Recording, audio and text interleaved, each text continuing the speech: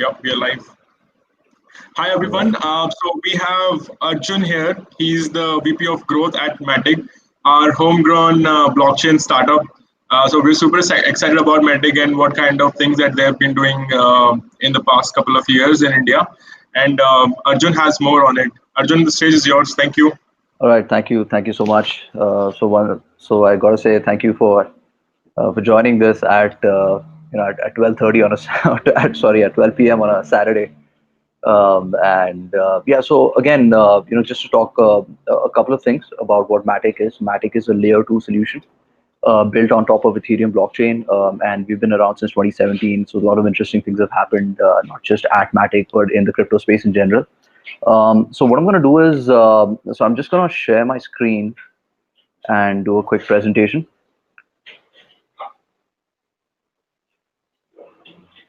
Right. So again, the presentation is more about what makes Matic as a blockchain interesting to learn about, interesting to develop on. At the same time, I'll also cover some blockchain basic concepts in case for those who may not know a lot about it. And then I can take I'll just take you through the presentation, and you can ask me any questions towards the end. So let's just jump right into it. So again, I just want to quickly cover, what is blockchain and essentially talk about the Ethereum blockchain as a platform. Now, in terms of what is blockchain, there are lots of different examples, lots of different explanations out there. Lots of interesting terms: distributed, decentralized. How does that? So I'm just going to give you a very simple visual representation of essentially how to think about blockchain, and then you can read the rest of the details, at your own time. All right. So in this slide, right, so this is a basic, so in this slide, I want you to start from right at the bottom, right? So what we have, what I've written over there, so what essentially is the base layer on which this works is the internet layer. So what is the internet? Like, let's try and understand. So internet essentially is a network which allows us to communicate, right? So it sort of provides the base network layer for information to go from one place to another. Now, this information by itself may not have a lot of value. So to add value to this information, we put computing on top, right? So you have your network layer, and then you put computing on top of that layer, simply because you want to add some computational power so that you can do some actions on the data which is flowing on the internet, right? So now, when you want to do computation on different types of data, there are roughly two ways, of going about it, right? So on the left, which you have is the centralized way of thinking, right? Which is what we call Web 2.0. And of course, you can see all your typical famous apps here, right? So all your Skypes, your WhatsApps, all your Google Suite, Dropbox. And essentially, how all of these apps are built is that so you have a centralized data center where all this data is stored. You also have the company like Dropbox, Google, etc. They make all the decisions. So the Google decides how the app is going to be, what it looks like, what functionalities it's going to have.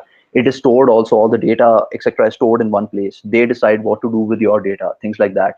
So it's a centralized sort of computing paradigm, right? So you can so essentially one single party gets to make all the decide sort of the development of that service. And how the economics of this works is that whenever you use their service, you essentially pay a small fee, right? So like, for example, G Drive is free up to, I think, about 15 GB. Post that, if you want to use, you pay a subscription, right? And essentially centralized computing then gave birth to this subscription based model, right? Which is a SaaS model, which is you pay money for a service, and that's how it works. And a centralized party then handles the rest. Great. I mean, everything works, right? So what's the problem there? So as as the internet has become more pervasive, right, and more sort of components around us, and more sort of devices around us get networked and connected to the internet, there are certain problems, right? So what we've seen is that if a centralized authority decides what information you should see or what information you should not see or what they want to do with your data, it presents certain problems with respect to freedom, right? Because at the end of the day, you're paying for something, you're paying for a service, and you should have the ability to decide what data you want to give people, how that service should look like, things like that, and not some central authority, right? And if you dig a little deeper into this, you'll see all of those other things which have happened recently, where Facebook got blamed for trying to manipulate an election. People went in front of Congress, things like that. So essentially, Web 2.0, while it works, we all use Android, iOS, things like that. But it presents inherent problems, and that's kind of where we move towards the decentralized sort of approach, which is your Web 3.0. We call it decentralized computing.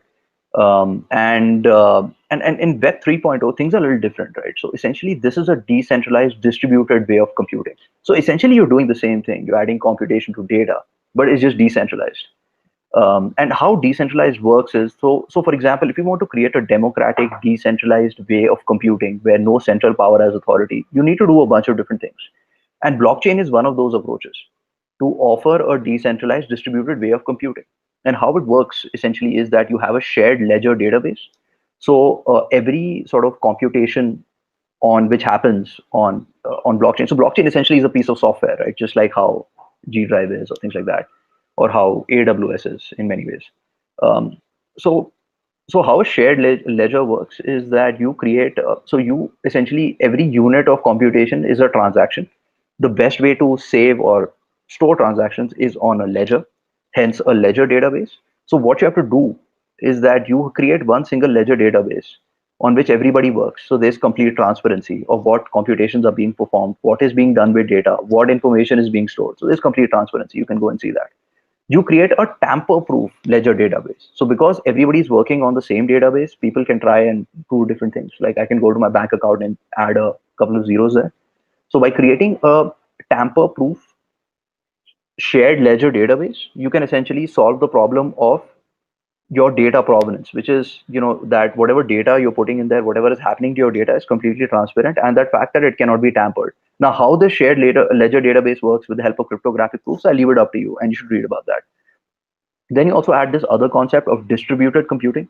So instead of all the computing happening in a centralized place, it is done in a distributed manner. So that means that the shared ledger database, which I talked about, there's a copy of that database with all the participants in the network, right? Because there are multiple copies of the same database. While there is replication, what this also means is an increased, fault tolerance. This also adds a layer of security, because if I make some changes in my database, let's say I'm a bad actor and I make some changes in my database, all the other databases can cross-check their entries with my database and then figure out that I am the bad actor and possibly kick me off the network. So distributed computing is, again, I encourage you to read about it. How, for example, when we talked about how computing has to be decentralized and distributed, you can read more about it, and that's where you'll understand other concepts. For example, that if you're performing, let's say, a unit of computation, somebody is doing that computation, right? Somebody is volunteering their processing power, things like that. So that means there has to be an incentive for them to do that, and that incentive essentially is paid out in cryptocurrency. So whenever you do a transaction, you essentially send the data, you pay for that transaction using a small fee, and whoever performs the computation on that transaction, it could be anybody within the network, gets paid that fee, right? So there's no centralized authority anymore. So it doesn't follow your subscription or SaaS model. It follows a different kind of model. Also, then, when you look at any sort of democratic setup, there has to be a consensus behind it, right? So, for example, if you look at how voting works or how democracy works, everybody's got one vote. All of us sort of come together, vote, and decide who our leadership should be. So this is a way of, so for example, if you look at elections is a type of consensus model, right? Democratic consensus model. And there are many different types of election types also in the world. So for example, the US has a two-party system. So that's a different type of consensus model. So similarly, when you do distributed and decentralized computing, you need different consensus models. Now I encourage you to read about it. And if you look at sort of decentralized computing or blockchain in this kind of a view, then you'll begin to understand why those concepts are the way they are and how centralized versus decentralized works. So instead of getting too lost into the jargon, if you just look at this image and then sort of look at what the jargon is, you'll begin to understand the differences. And that's what essentially blockchain is. It's a piece of software which allows you to do decentralized distributed computing, which is also democratic. Now, like I said, blockchain is a piece of software. So many different types of softwares, many different types of blockchain. We've built our solution on top of the Ethereum blockchain. So I'll get into our solution. So Ethereum blockchain is one of the most, sort of popular blockchains, huge number of developers, things like that.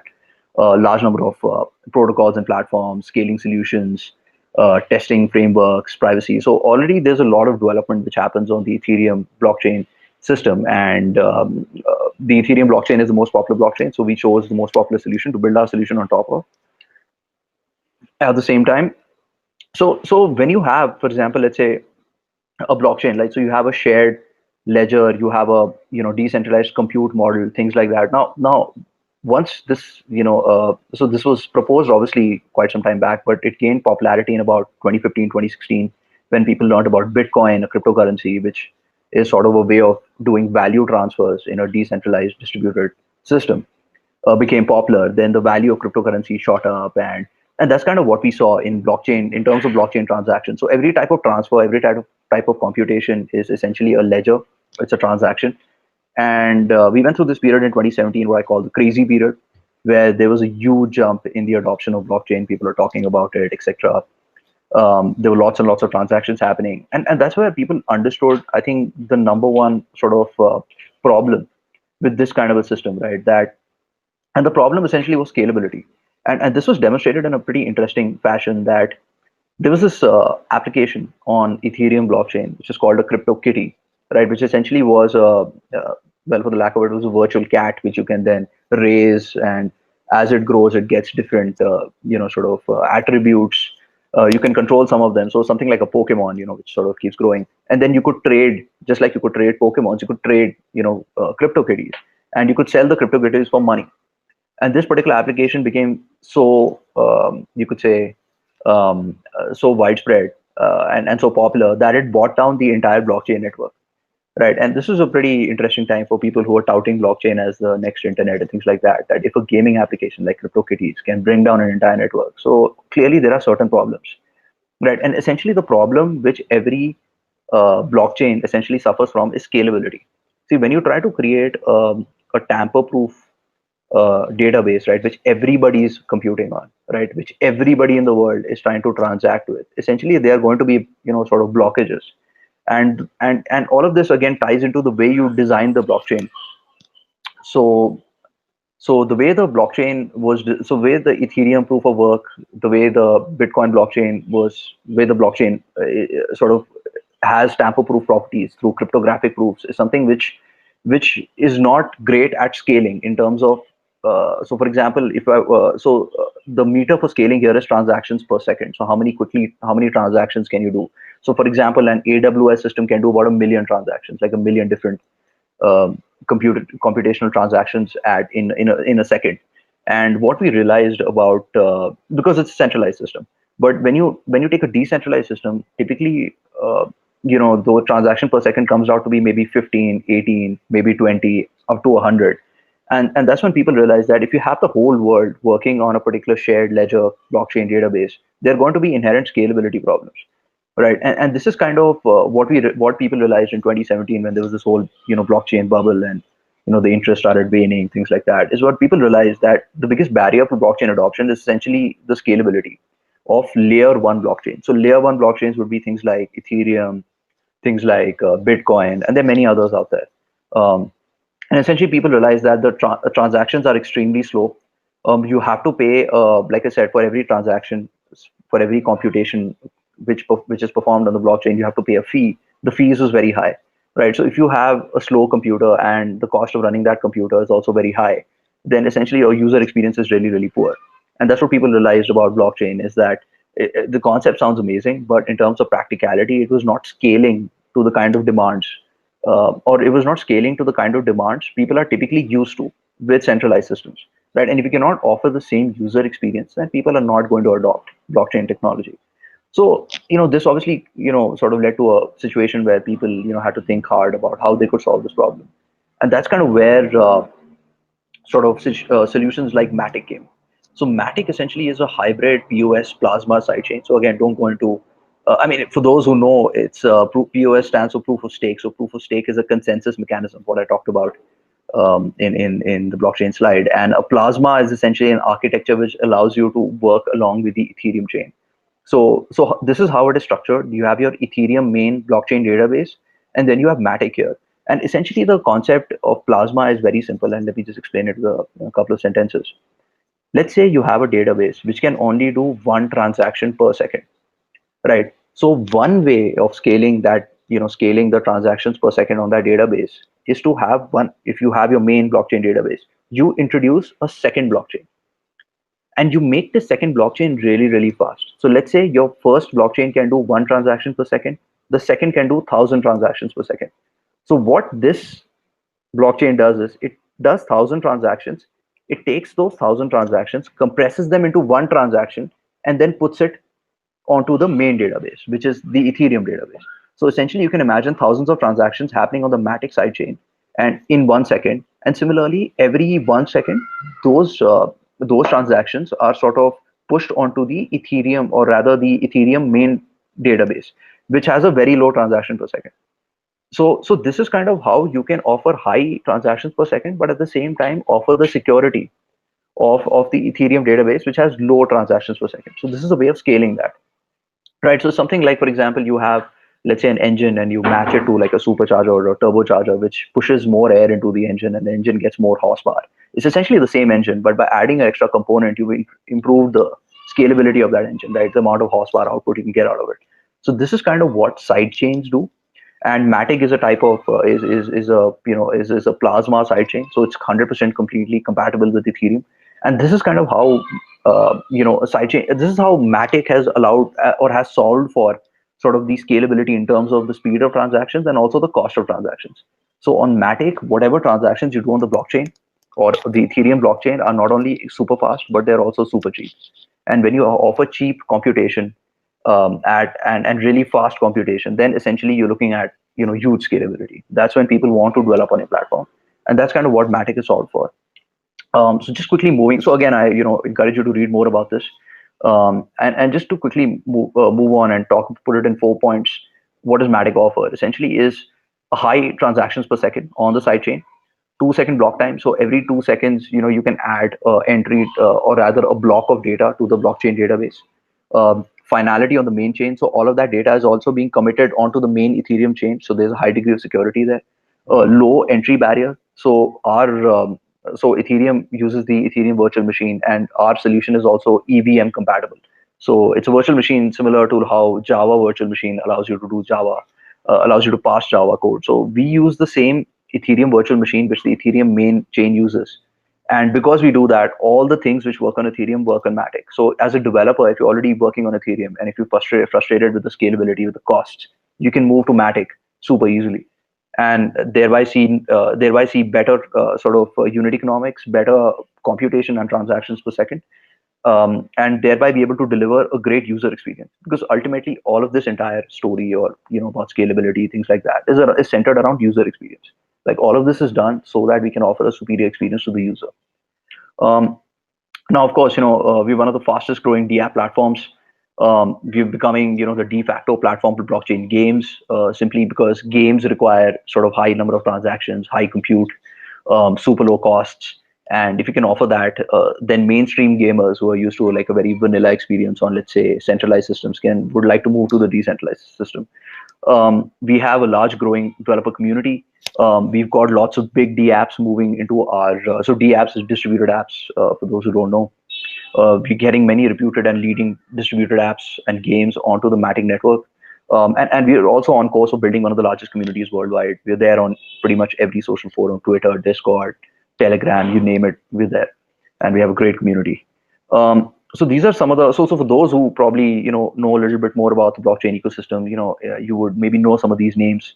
And these are some of the games, some of the software. For example, Sandbox is an insanely popular platform for games, which has come onto the Matic network, Bet Protocol, and of course, we've had lots of other DeFi applications as well, decentralized finance applications as well, moving on to the Matic network because they want to offer the same kind of scalability and user experience. And of course, just to talk in a snapshot, I keep talking about scaling. So this is kind of what we offer. The throughput on Ethereum is typically 13 transactions per second. On Matic, we can scale that up to 4,000 to up to 65,000 on a single chain. The latency is extremely low. The transaction costs are extremely low, and low cost compute essentially is the gateway to scalability. And again, like I said, same tooling support. So everything which works on Ethereum works on Matic. And of course, we've talked a lot about this. We are there in the media, so a lot of different D apps, especially in the blockchain space, are looking at us and are interested in talking to us and moving on to our platform. And those are the kind of conversations I have on a daily basis. to talk to lots of decentralized apps across the world, across countries, and sort of tell them about Matic. And they talk to me about how they're interested onto moving onto our platform because of low cost, high throughput. So very interesting times for Matic. And of course, why do developers love Matic? So all no new skills are required if you're already a blockchain developer on Ethereum. And why I keep saying Ethereum is that if you, for example, search for blockchain, let's say tutorials, 99% you'll come across Ethereum tutorial. Like those are the most popular sort of tutorials out there. They have a very strong developer ecosystem, and all the tools which work on Ethereum work on Matic. If you already have a DApp, it's super easy to port that onto Matic. All you got to do is just change the RPC URL, and you'll be able to sort of on your truffle, and you'll be able to essentially start using your DApp. Like I said, very simple, very easy to connect to Matic. So anything which is on Ethereum can run on Matic with just a simple change in the Web3 URL. And and of course, I also wanted to just take maybe a quick couple of minutes, I'll just quickly run through this about the app development. That since we're moving, this is a departure from the thought process of Web 2.0 centralized to Web 3.0. So for example, if you want to think about when to use a blockchain, things like that. I think whenever you try to develop any sort of blockchain application, the most important thing you need to figure out is why you're doing it. Like, for example, are you, for example, looking at dynamic auditable data? Are you looking at things like interactions? Community building, is community building, transparency and compliance a key requirement for you? And for example, does your application require financial transactions? For example, are you doing trading? So with loot boxes and things like that in mainstream games, there's already a huge financial component to gaming. Already, right? So something like gaming, which is about clearing levels, now has skins, etc. You can do a lot of different transactions. And for example, with blockchain, and blockchain just makes this whole process seamless, transparent. There's a lot more you can do with the community. So when you look at things like a democratic community built application, which is decentralized, distributed, that's kind of the areas where, for example, transparency matters, auditability matters, where things like money are involved. Those are the kind of good places where blockchain is a good fit. And for example, there are multiple third parties interacting. So like I said, in blockchain, you have a centralized database. I mean, sorry, not centralized. You have one database on which everybody operates. So, when you have conflict of interest issues in, for example, my data shows X, your data shows Y, things like those kind of situations where, there's a conflict over what data is correct. Those are the kind of places where, blockchain can solve many problems. And of course, this requires you to shift your mental model in terms of development. So memory is limited, computational capacity is limited. It's not like a centralized system. Like I said, it has specific use cases. So you need to think about, so when you do go from, let's say, a Web 2.0 development to Web 3.0, you need to maybe, just think a little differently and maybe map your mental model accordingly. And like I said, I'll encourage you to read more about it. We have great documentation on Matic, and love to, great developer documentation talking about how blockchains work, how our platform works, things like that. Of course, just quickly run through some of the features. So, all the security comes from the Plasma architecture. Proof of the speed comes from a proof of stake consensus model. All your dev tooling, when you look at things like meta transactions, when you look at building and testing, wallet integrations, oracles, additional tools, everything which runs on Ethereum runs on Matic. And this is by far, some of the, so what we, follow is a developer first mentality, and we want to reduce the friction for developers, who are already making some basic DApps to now start, moving on to making scalable DApps. All of the same tooling works, all of the same concepts work, and that way it just reduces that friction. Like I said, great intuitive documentation. I'd love it if you go through our website, give some feedback as well, which will help you sort of understand.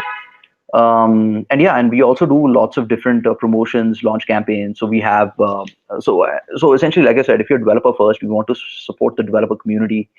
We have very different kinds of programs. We have a build and earn program where we put together a $50,000 pool along with Gitcoin, which is going to be distributed every month for, people looking to develop on Matic. There's a Matic Jedi program with bounties up to $3,000. There's a DeFi program. So we're creating this program called In DeFi, where we want to sort of incubate DeFi startups. We pledged about $5 million to help developers build DeFi apps on Matic. So there's a lot, and of course there are lots and lots of hackathons, bug bounties, all sorts of interesting smart contract bounties, and so we really want developers to look at our project and be interested in our project. And that's kind of where all these different programs come into place. So I think we have the last 5 minutes now. So I'm just going to quickly, move on to and take any questions which anybody might have. And I'll be happy to take any questions and answer anything you'd like to know about Matic. Hi, Arjun. Thank you for the very insightful presentation. We have one question here. Apologies if I was like no, super it's fast with great. this. I just wanted It was great. It was great, definitely. It was pretty good. There's a question coming up. What are your views on sharding and layer 1 scaling solutions, that are implemented on Ethereum 2.0? All the changes that are happening definitely. on 2.0, does that affect Matic at all? So interesting question, definitely. And so Ethereum 2.0, there are many different sort of scalability tactics or other solutions which have been baked into it. Sharding is one of them. There are other things like ZK rollups, optimistic rollups. So there are two problems here, right?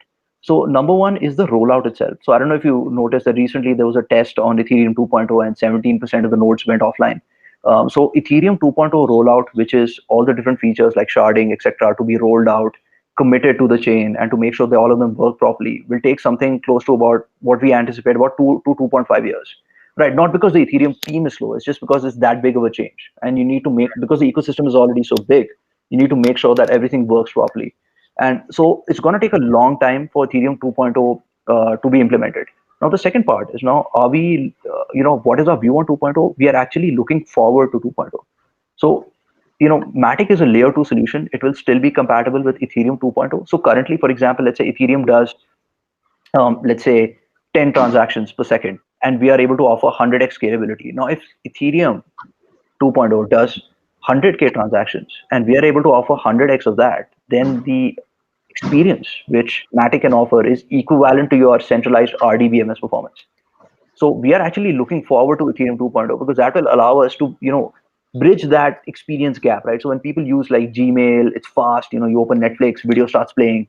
When you want to get to that level of performance, you need the base chain also to be really fast.